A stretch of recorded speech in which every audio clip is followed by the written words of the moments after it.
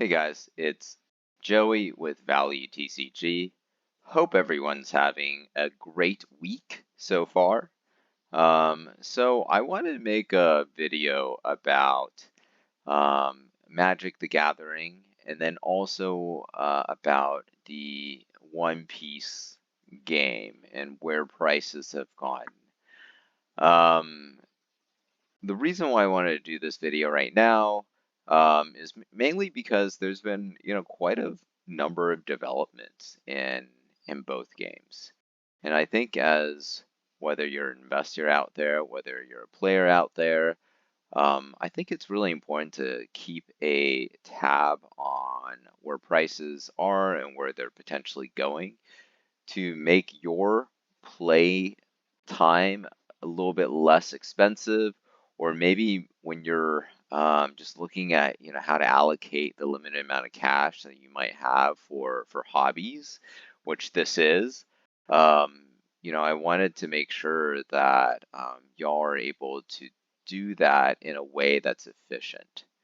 Now, before I do that, please, if you could like, subscribe, and also leave a comment. Uh, that is the best way that you could support me. I really do appreciate all of you guys who have done that in the prior videos and who spent time watching my prior videos. Um, the next video I'll probably do, I'm still kind of considering. Maybe I'll do some gameplay video with Dragon Ball Fusion World, or maybe I'll do another opening for Fusion World FBO1. I had a bunch of fun the first time I opened that booster box, and I want to do that again relatively soon. Um, and as you guys all know, OPO6 is releasing in about 2 weeks, or maybe about a week and a half on the 15th. I believe is the date. But I'm super excited for that one as well. I'll be going to a pre-release. Already have a box locked in for 115 bucks plus tax. Not a bad deal considering boxes are sitting around $250 on TCG Player, which will drop. But it's I don't know how far it'll drop given the supply issues. Anyways, without further ado, let's talk about Modern Horizons 3, right? I'm not going to talk about like the individual cards or even the collector boxes here, but I think it's important for you guys to see that right now, Magic or Wizards of the Coast, Hasbro is trying to charge $600 for 4 decks, right? $600 for 4 collector's edition decks, right? $150 per mini box of cardboard. I mean, so in my video where I reviewed earnings, the latest earnings report, the year-end late earnings report from Hasbro, Chris Cox, if you watch that video, you will recall that I said, 2 weeks before they released pricing on Magic the Gathering's Modern Horizon 3 Commander decks, that Chris Cox is looking to get 6 to 7 $100 million releases this year. And the only way that he's able to do that with a ever shrinking population of players is by raising price. So volume goes down like it did last year, right? Volumes dropped by 10, 11%, something like that, but revenue still grew. That's because of their 11% revenue or 11% cost to you, the player, price increase, right? So they're doing this again. It's not as overt as just saying we are going to raise prices, but what they're going to do is they're going to create more SKUs, more products that's going to be very, very expensive. So $600 for 4 boxes of cardboard, right? I don't care how good or how nice these cards look, unless it's made out of gold, it's not worth it to buy. Again, if you are an LGS, cut your allocations, cut your exposure to Magic the Gathering, because that player base is going to decrease. And at one point, it will hit a critical mass that cannot support the weight of these price increases. So there's that. But you might say, well, Joey, what about universes beyond the Fallout collector booster display? Well, let's look, right? It's 42069. Ha ha ha. This person so funny. Has these booster boxes up on TCG Player for over $400. Right? Last time this happened, it was a Lord of the Rings release. Now, this is not Lord of the Rings. This is Fallout, and of course, there's a lot of people that like video games, that like the Fallout collection, and I think they should. It's a really good franchise. There's a lot of fun games in that franchise. But look, guys, don't pay $400 for a booster box, collector's booster box, right? And I know Rudy and all these other Magic the Gathering influencers out there are saying, well, no one's getting any product. No one's getting any product. So therefore, this is an investable product. Look at that price increase, right? $250, and now you're at $400. That's a massive gain, 70+% gain, I think. Just doing the math in my head here. But guess what, guys? Like I said, Chris Cox wants to get to 6 to 7 $100 million releases this year. So that limited supply, that's not going to last. That is going to come in some other way, whether it's a second wave of releases and all the Timmies will be like, oh my gosh, wow, there's more to be had, let's buy more, because of this falsified release schedule of pretending like there's some type of scarcity in this product. Guys, there's not going to be scarcity in this product. This is going to be like Ravnica Remaster, Commander Masters. It's going to be like any of those where there's a ton of supply out there.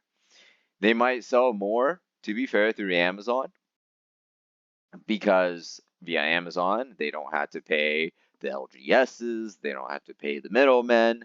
The only middleman they'll have to pay is Amazon, so we're almost directly to the consumer. So maybe they'll do more of that, but guys, Magic has not been a collectible, investable, I guess, card game for a very long time. It is not a collectible card game anymore. This is a fully, game piece era. Doesn't matter what Rudy says about this. It's all game pieces. Anyways, that's what I wanted to talk about on Magic the Gathering. I'm just really, really frustrated with a lot of these influencers that talk about momentary spikes in price just to be proven wrong a week later. Hasbro is not going to change. That stock is going to suffer for a very long time until they turn over the management team. So, all right, let's kind of move on to One Piece, right? So One Piece, we're seeing prices really recover or stabilize, especially in the earlier sets, which is funny, right? Because OPO1, OPO2, OPO5 are the sets rumored to see some reprint. We don't know the size, but there's supposed to be a reprint coming. But it looks like prices, especially for OPO1, has been stable for some time now. This used to be about $600 a box. Um, let's just open this up and see. Yeah, so 600, around 600 a box, and it's come down, but stabilized around 500 bucks, right? And I think that's a really fair price for One Piece OP01 with just the amount of hype and interest in this game.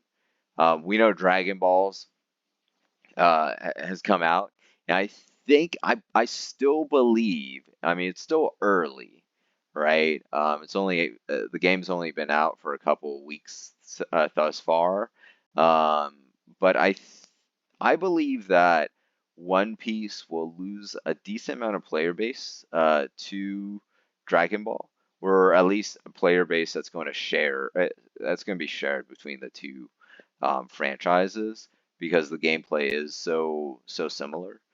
So as a result, I do believe that you know I think these prices might stay stable for some time. I don't think the reprints are going to do really that much of anything.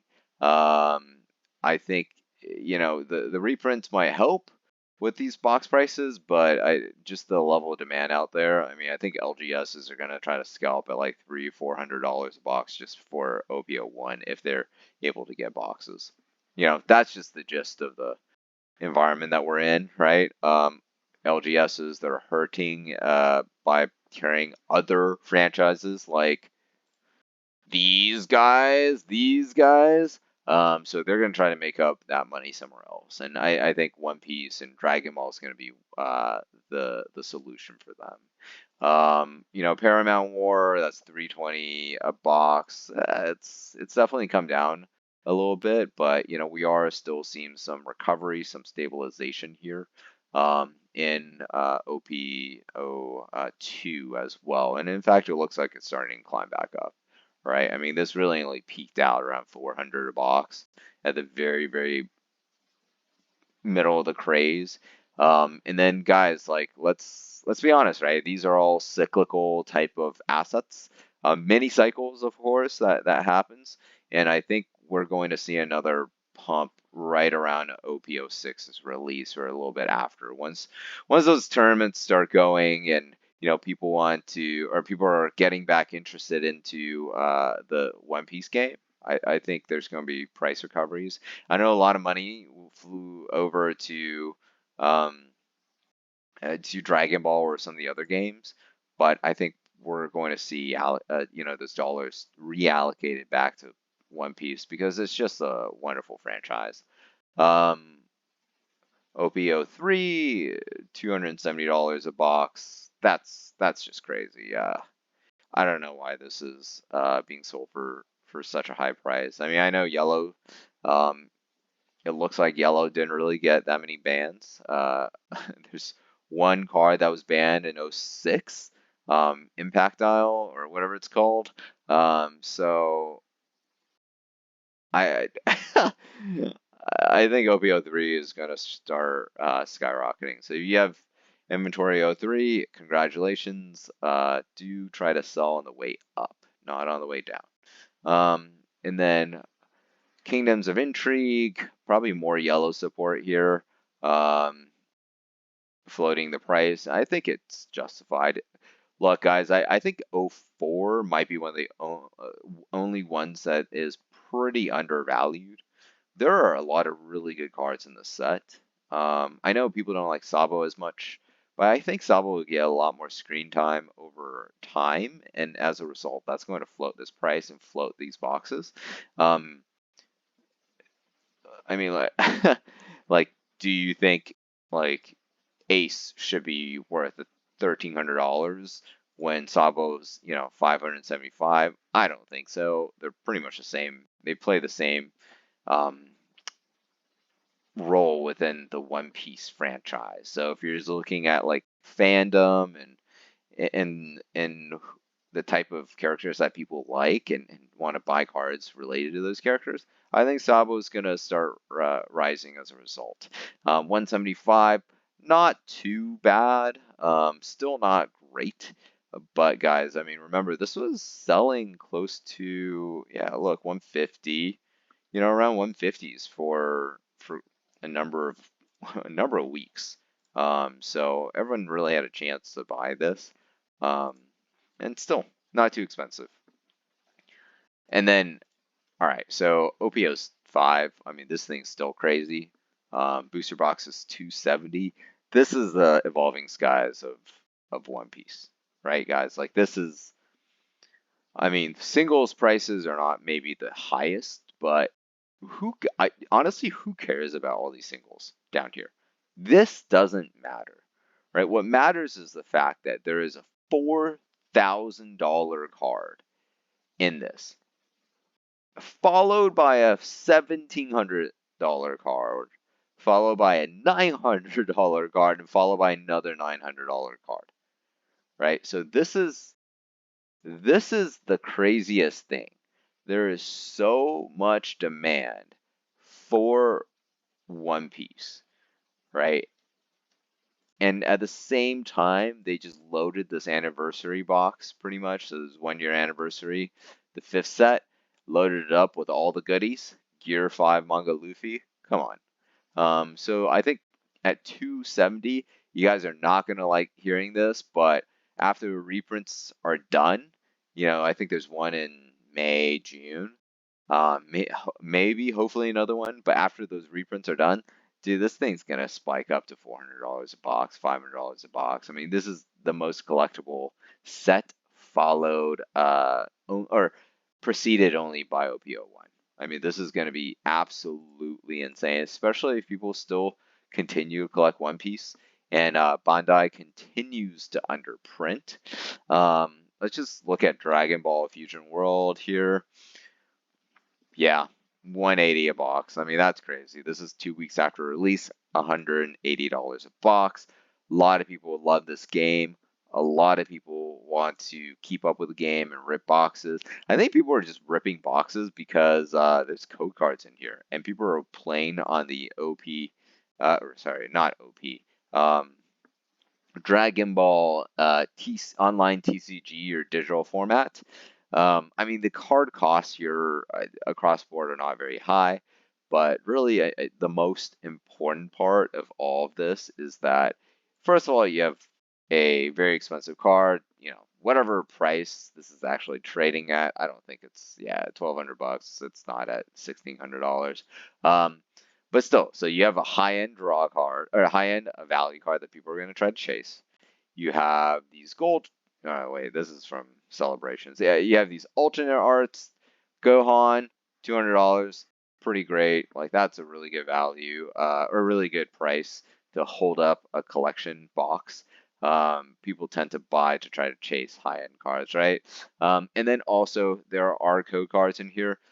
A booster box, there's 24 code cards in there that's worth about $1 each. So you have $24 of value just in code cards, because a lot of people are trying to play the online format.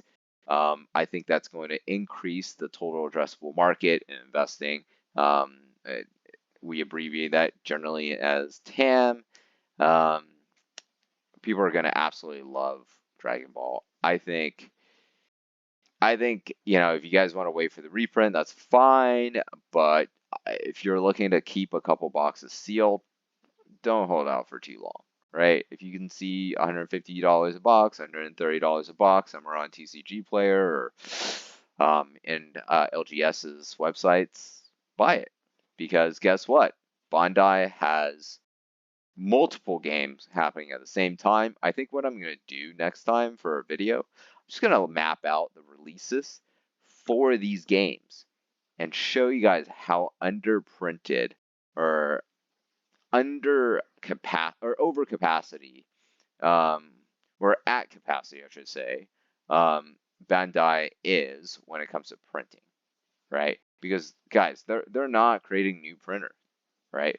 They're just taking print from their existing games to print their new games, which, by the way, they announced another one after Union Arena called Sandland. I have no idea what that is. Apparently, it's Akira Toriyama, the creator of Dragon Ball. It's one of his mangas that he wrote, but they're making another card game for that. So bizarre. No one asked for that one. And they're gonna take print runs from OP. They're gonna take print runs from Dragon Ball. So I think these booster prices are gonna go up. I think Dragon Ball has a lot higher chance of succeeding very long term right now because there is a digital client. It will keep that fan base alive playing. And then for One Piece, I guess we'll see where that goes. Hopefully they release another digital client and digital game with One Piece being the focus. I think that'd be amazing if they did that, but let's see.